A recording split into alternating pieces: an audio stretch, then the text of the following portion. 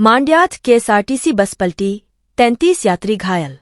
मांड्या, सोमवार को चामराजनगर से बेंगलुरु जा रही केएसआरटीसी बस मड्डूर के रुद्राक्षीपुरा के पास चालक के नियंत्रण खोने से डिवाइडर से टकराकर पलट गई।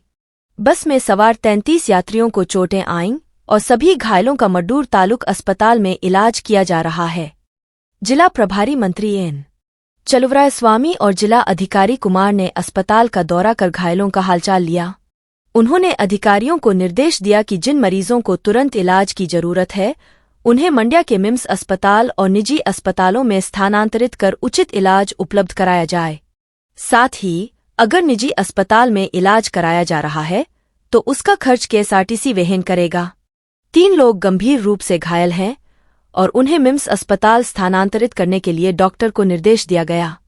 इस मौके पर जिला पंचायत के मुख्य कार्यकारी अधिकारी शेख तनवीर आसिफ, जिला स्वास्थ्य और परिवार कल्याण अधिकारी मोहन, केएसआरटीसी जिला नियंत्रक नागराजू सहित अन्य अधिकारी भी मौजूद थे।